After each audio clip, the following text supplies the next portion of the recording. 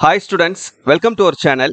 So இந்த வீடியோவில் நம்ம என்ன பார்க்க போறோம்னா 12ஆம் வகுப்பு பொது தமிழுக்கு இந்த காலாண்டு தேர்வு அதாவது குவார்டர்லி எக்ஸாம் 2025க்கான ஒரு ஒரிஜினலான கவர்மெண்ட் கொஸ்டின் பேப்பர் பார்க்க போறோம். இதை பார்க்கறதுக்கு முன்னால நீங்க இன்னும் நம்ம சேனலை சப்ஸ்கிரைப் பண்ணினா பண்ணிக்கோங்க. மறக்காம இந்த வீடியோக்கும் லைக் பண்ணுங்க. வீடியோ பார்க்கக்கூடிய நிறைய பேர் லைக் பண்ணாமே பார்த்துட்டு இருக்கீங்க. ஸோ தயவு செஞ்சு லைக் பண்ணிட்டு பாருங்க. அப்பதான் இந்த வீடியோ நிறைய பேருக்கு யூடியூப் கொண்டு போய் ரெக்கமெண்ட் பண்ணும். ஸோ தயவு செஞ்சு லைக் பண்ணுங்க. அண்ட் இந்த கொஸ்டின் பேப்பர் பார்த்தீங்கன்னா கவர்மெண்ட் கொஸ்டின் பேப்பர் இந்த வருஷம் 2025ஓடது. இதுல இருந்து உங்களுக்கு அதிகமான கொஸ்டின்ஸ் வரலாம். சரியா? ஆல்ரெடி நம்ம சேனல்ல முக்கியமான கேள்விகளும் போட்டிருக்கோம். அந்த முக்கியமான கேள்விகள் நீங்க தரவா படிச்சாலே போதுமானது.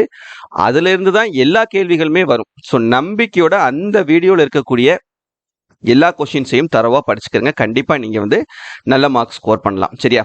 சரி, ஓகே. இப்போ இந்த கொஸ்டின் பேப்பரை பார்த்துக்கோங்க. இது நிறைய பேருக்கு இந்த கொஸ்டின் பேப்பர்ல இருந்து கொஸ்டின்ஸ் வர்றதுக்கான வாய்ப்புகள் இருக்குது. சரியா? ஸோ ஃபர்ஸ்ட் 14 மார்க்குக்கு 1 மார்க் பலவுள் தெரிக அந்த கேள்வி கேட்டிருப்பாங்க. ஸோ அது என்னென்ன கேள்விகள்லாம் கேட்டிருக்காங்கன்னு பாருங்க. இதுல உங்களுக்கு புத்தக பின்வினாக்கள் மட்டும் இல்லாம புத்தக உள்வினாக்களும் கண்டிப்பா நமக்கு கேட்பாங்க. 14ல் 10 கேள்வி புத்தக வினாக்கள் கேட்டா 4 கேள்வி உங்களுக்கு புத்தக உள்வினாக்கள் வரும். அந்த புத்தக உள்வினாக்கள் பொறுத்த வரைக்கும் உங்களுக்கு ஆசிரியர் குறிப்பு அதுல இருந்து கேட்பாங்க.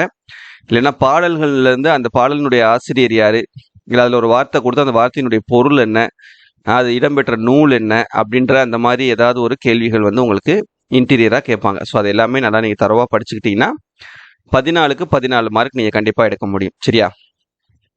ஓகே, இப்ப பாருங்க. அடுத்து பகுதி 2ல பிரிவு 1. இதுல பாத்தீங்கன்னா கவிஞர் சிற்பி எவற்றை வியந்து பாட தமிழின் துணை வேண்டும் என்கிறார். நகரம் பட்டை தீட்டிய வெள்ளை வைரமாகிறது, விளக்கம் தருக. ஞாலத்தின் பெரியது எது? அதுக்கப்புறம்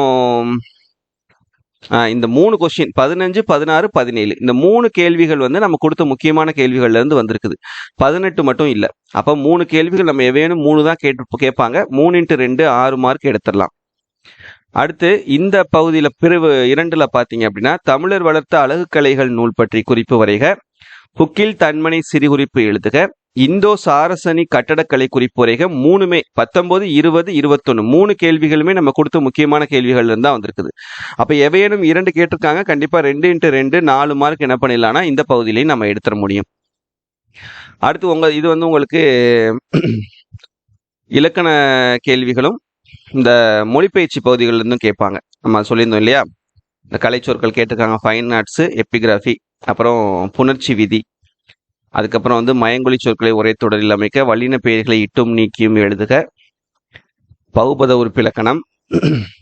சரியா? இது மாதிரி இது எல்லாமே உங்களுக்கு மொழிபெயர்ச்சியிலிருந்து கேட்கக்கூடியதுதான். ஸோ அதை நம்ம தரவா பார்த்துக்கிட்டாலே இந்த பகுதியில் 7 × 2 14 மார்க் எடுத்துடலாம். அதுக்கப்புறம் சிறுவினா பகுதி 3ல பிரிவு 1. வருபவர் எவராயினும் நன்றி செலுத்து, இடஞ்சுட்டி பொருள் விளக்குக. நம்ம சொன்ன முக்கியமான கேள்விகள்ல இருந்து வந்திருக்குது. அப்புறம் குகனோடு ஐவராகி வீடனனோடு எழுவரான நிகழ்வுகள், சினத்தால் வரும் கேடு, அப்புறம் வாடை காலத்தில் கோவலர்கள் எவ்வாறு பாதுகாப்பை தேடினர். 4 சிறுவினாவுமே நம்ம கொடுத்த முக்கியமான சிறுவினாக்கள் இருந்து தான் வந்திருக்குது.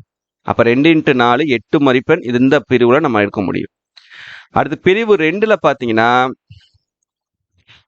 செய்யும் உதவிகள், மயிலை சீனி வேங்கடசாமி அவர்களின் வரலாற்று ஆய்வுகள், அதுக்கப்புறம் சென்னையின் பண்பாட்டு அடையாளங்களில் இன்றும் நிலைத்திருப்பவை, பண்டைய விரிந்த குடும்பத்தின் தொடர்ச்சியே இன்றைய கூட்டு குடும்பம்.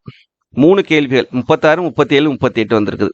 இப்ப எவையேனும் 2 தான். அப்ப 2 × 4 8 மதிப்பெண் எடுத்துடலாம்.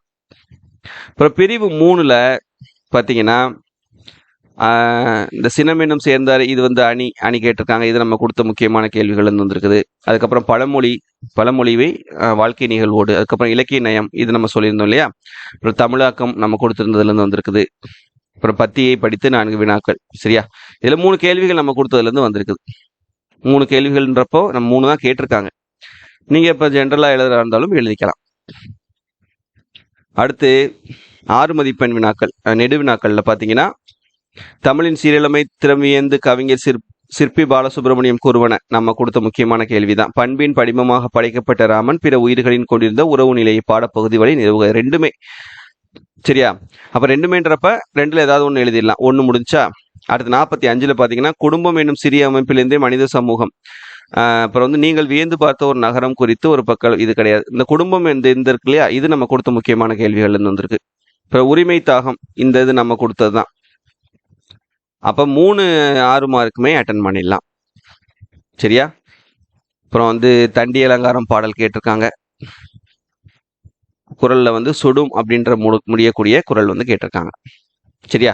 இதுலேருந்து அதிகமான கேள்விகள் உங்களுக்கு வரும். ஸோ இதை ஒரு ரெஃபரன்ஸாக எடுத்து படிச்சுக்கிறங்க. கண்டிப்பாக நீங்களும் நல்ல மார்க் ஸ்கோர் பண்ணலாம். சரியா? அந்த முக்கியமான கேள்விகள் கொடுத்த அந்த வீடியோ மறக்காமல் போய் பாருங்கள். அதில் கொடுத்துருக்கக்கூடிய கொஷின்ஸ் எதையும் ஒமிட் பண்ணாமல் படிங்க. கண்டிப்பாக நீங்கள் 90க்கு 85 மார்க் மேலே 90 கூட எடுக்கலாம். சரியா?